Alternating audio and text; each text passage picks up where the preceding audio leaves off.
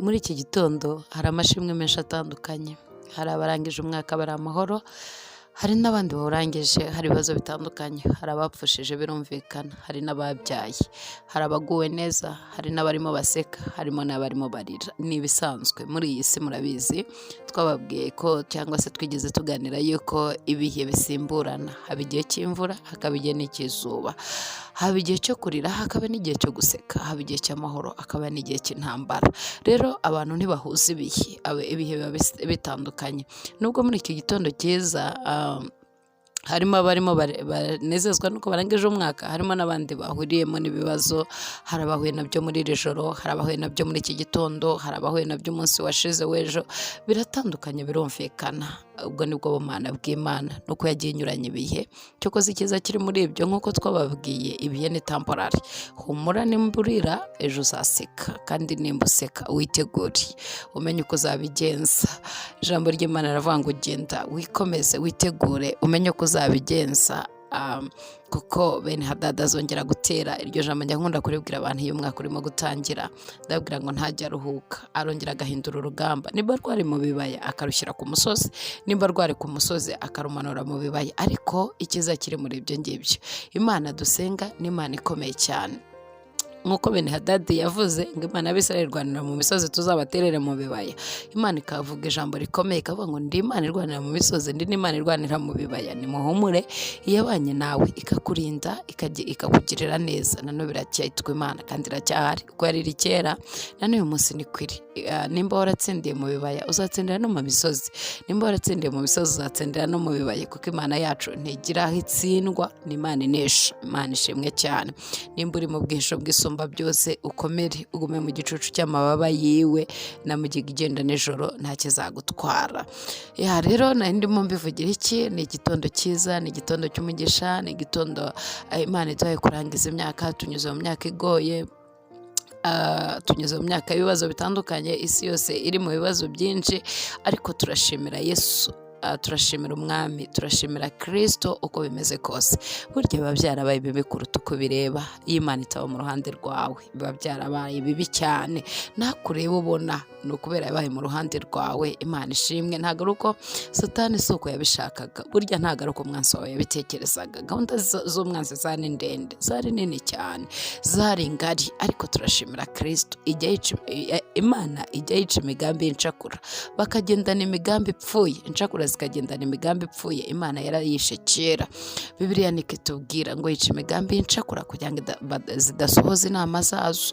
Rero Imana ishimwe yagiye yica imigambi y'incakura. Ushobora kuvuga ati ibyanjye byararenze, ariko nubwo ubona byarenze, hari imigambi y'incakura yapfuye muri uyu mwaka ushize.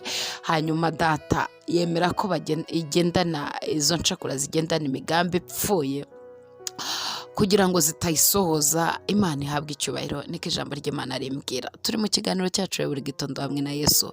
Narimbyutse mbabwira ngo Imana ishimwe cyane kubw'uyu munsi mwiza utangira umwaka.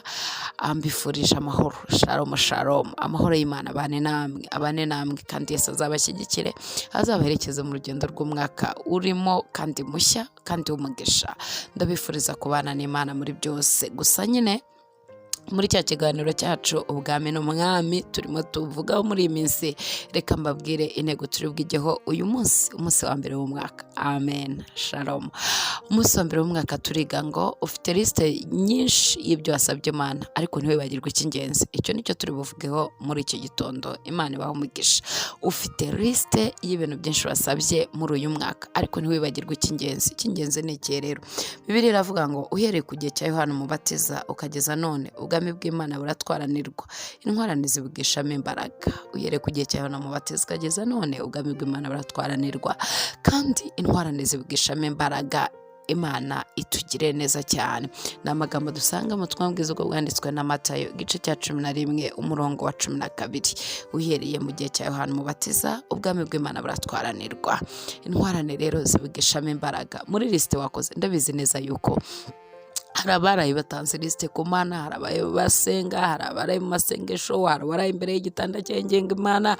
Mbese nyine hari byinshi, hari ababwa imana utugire neza, uyu mwaka uzaduha akazi, uyu mwaka uzadutabare, uyu mwaka uzatwubakira inzu, uyu mwaka uzampa urugo, uyu mwaka uzanshakire fiyanse, uyu mwaka uzangire gutya, uyu mwaka uzawumpemo visa, uyu mwaka mbese uyu mwaka uzantabarire famiye, uyu mwaka uzampa ubugingo. Byinshi cyane, lisite ni ndende pe, lisite ni ndende nubwo utabasha kubibwira abantu, ariko Imana yayibonye. Ni ukuri Imana yayibonye, lisite yawe ni ndende. Ariko mu bwami n'umwami hari ikintu kimwe cy'ingenzi utagomba kwibagirwa. Twarimo dusoma amagambo avuga ngo uhereye ku bwa Yohana Umubatiza ubwami bw'Imana buratwaranirwa. Ese ubwami bw'Imana ni iki? Twarabibonye ntabwo turi bubitindeho. Ese babutwaranira bati? Uyu mwaka mwifurije gutwaranira ubwami bw'Imana, babutwaranira bati? Reka mbanze mbabwire ngo hari ikintu kimwe udakwiriye kwitiranya mu buzima bwawe bwa buri munsi. Ntiwitiranye imirimo no gutwaranira ubwami, ntubigereranye, ntubyitiranye. Iyo biba imirimo ihesha ubwami, iyo biba imirimo ihesha ubwami, hari amagambo tutari gusanga muri Bibiliya. Ayo magambo ni ayahe? Yesu yigeze abwira abigishwa be, aravuga ngo ndababwiza ukuri, umunsi wa nyuma hari abantu bazaza bambwira ngo mwami mwami, twaragukoreye, twarahanuye, twavuze ubutumwa, twareretswe, twarafashije nako. Ababwira ngo sinigeze mubamenya, mumve imbere mwabivume mwe. Ngo bavuga ngo mwami mwami sibo bazinjira mu bwami bw'Imana, kereka abakora ibyo Data wo mu ijuru agira ate ashaka. Haleluya, Imana nishimwe cyane. Iyo rero ubwami bw'Imana babutwaranira baririmba, hari abaririmbyi benshi bari kuzabubona. Iyo ubwami bw'Imana babutwaranira baba bashumba, ni ukuri kose hari abashumba bamaze imyaka myinshi bashumbye. Yatangiye ari mutoya, uyu munsi wa none arakura, abarevera, abapasiteri, abamushumba mukuru, sinzi uko nabivuga, ababishopu, bamwe baba abaposo, abandi baba abaprofete. Yaba ubwami bw'Imana babutwaranira mu mirimo, hari abantu mbese twari kuzakurira ingofero ukavuga tumva amazemo imyaka n'imyaniko arimo akora. Yaba ubwami bw'Imana mu kubutwaranira ari gusenga, hari abanyamasengesho babigize umwuga pe, ku buryo uvuga ati uyu ngo arasenga ariyiriza, aba mu butayu, aba mu misozi, arasenga mu rusengero. Iyo ubwami bw'Imana ari uko babutwaraniraga, hari abantu Yesu atari kuzagira icyo abaza, hari abantu atari kubwira ngo mumve imbere mwabivume mwe, ntabwo mwahanuye mu izina ryanjye, ntabwo mwavuze ubutumwa mu izina ryanjye, ntabwo mwashumbye mu izina ryanjye, ntabwo mwigeze musenga mu izina ryanjye. Hari amagambo atari kwandikwa muri Bibiliya. Iyo ubwami bw'Imana ari buryo babutwaranira. Hanyuma rero uyu mwaka ntiwibagirwe icy'ingenzi ni iki rero? Ni ugutwaranira ubwami bw'Imana. Babutwaranira bate? Twabonye mesaje ya mbere Yesu yavuze, ndagira ngo mbibasubiriremo, mwe kwitiranya ibintu, mwe no kubivanga. Ibintu biri clear, Bibiliya irasobanutse. Mesaje ya mbere Yesu yatanze yaravuze ngo mwihane kuko ubwami bwo mu ijuru buri hafi. Umugabo bita Yohana amubanziriza nawe nicyo yakoze, yaravuze ngo mwihane. Hanyuma rero ayo magambo yavuze ubwo Yohana yaramutumyeho ngo ese uri Yesu cyangwa dutegereze undi. Hanyuma amaze kumbwira ati mu myimo zirakira, ibimbwamo biragenda, mugene mumuha amakuru. Asigara ababwira ibya Yohana. Ageze aha rero aravuga ati kuva ku bwa Yohana Umubatiza ubwami bw'Imana buratwaranirwa kandi abantu babugishamo imbaraga. Aravuga ati nta muntu uruta Yohana mubeshyawe n'umugore, ariko umwana muto mu bwami aramuruta. Imana nidufashe cyane. Iri jambo rero reka mbabwire ngo rishyire kuri lisite y'ibyo wateganyaga gukora. Hari abantu bagiye ubuzima bwabo babwegurira ibyo batekereza ko ariko kuri, ariko rimwe na rimwe hatarimo kuri kwinshi.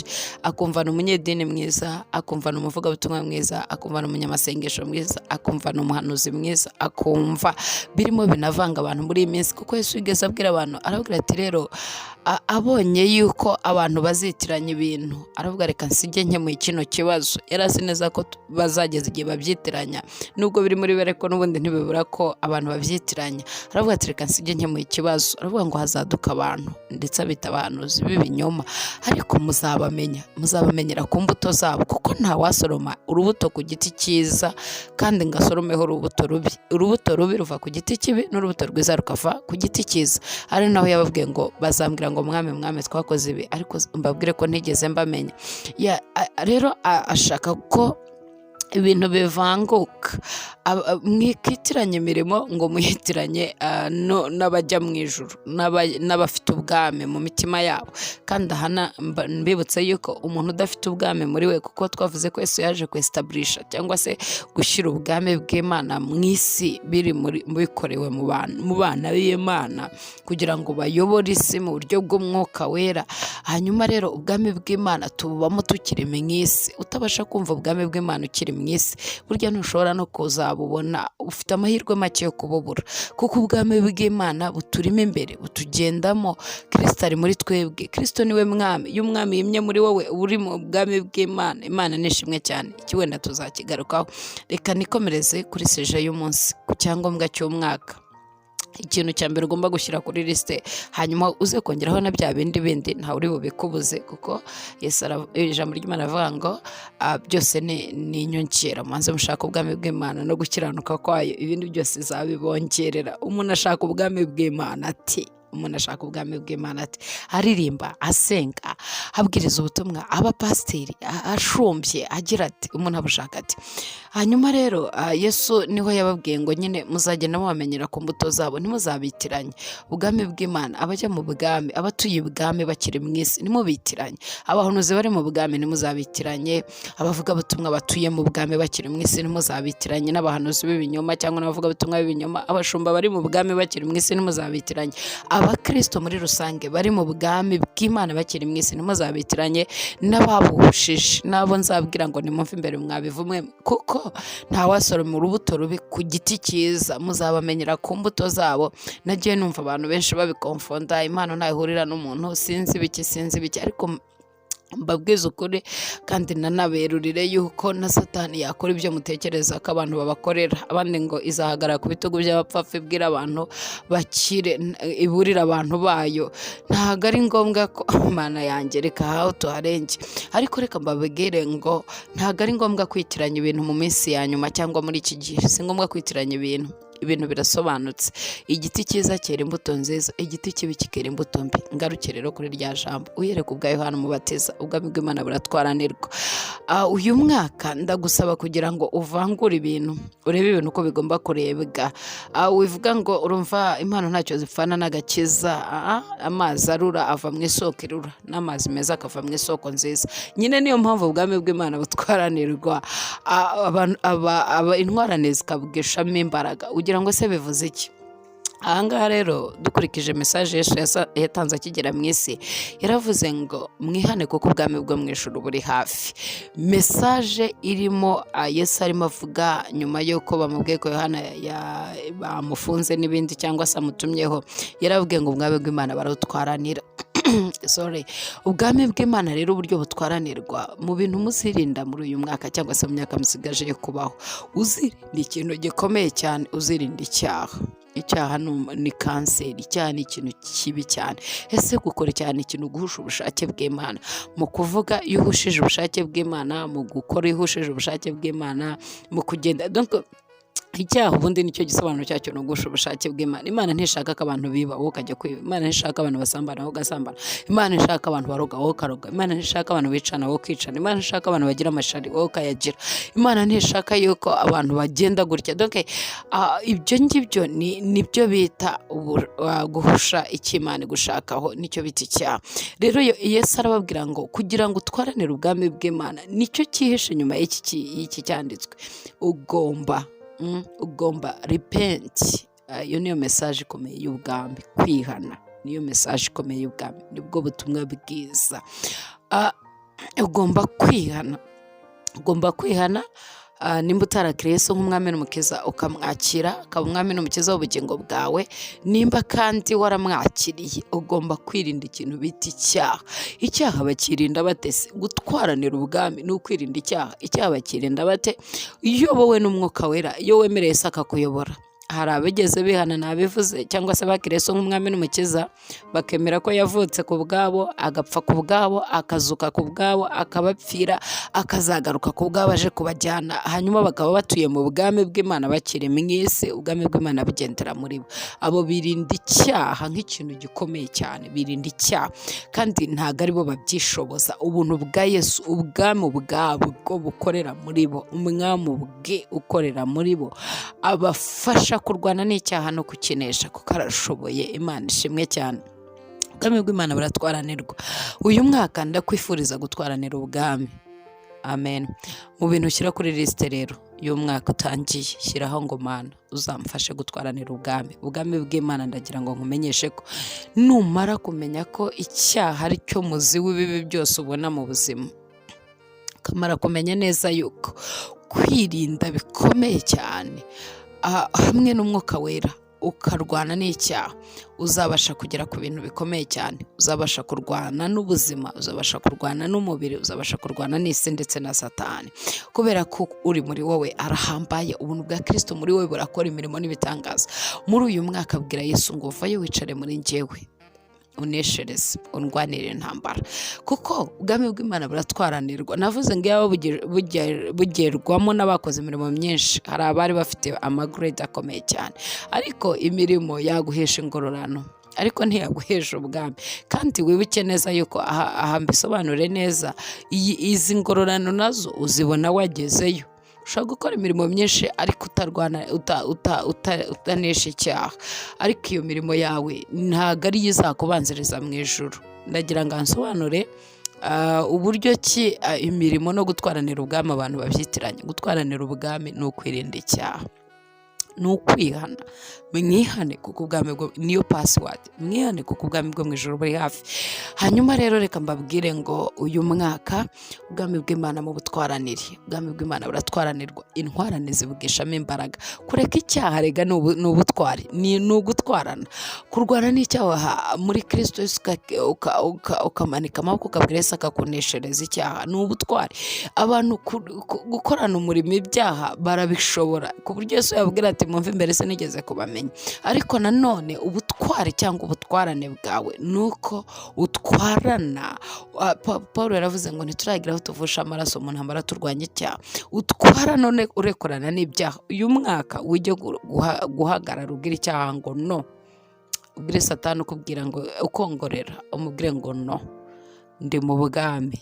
Ordre cyangwa se gahunda y'ibwami ni ukureka icyaha.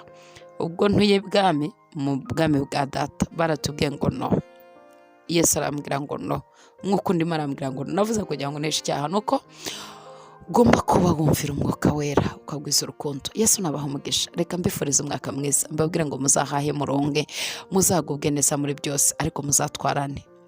Ubwami bw'Imana buratwaranirwa. Uhere ku bwa Yohana Umubatiza. Muzabane n'Imana, umwuka wera azabashyigikire, Imana izabafate amaboko bakomereze ubuzima kandi babarindire n'ubugingo. Umwaka utaha tuzahure tutishwe n'ibyaha. Shalom shalom. Amen.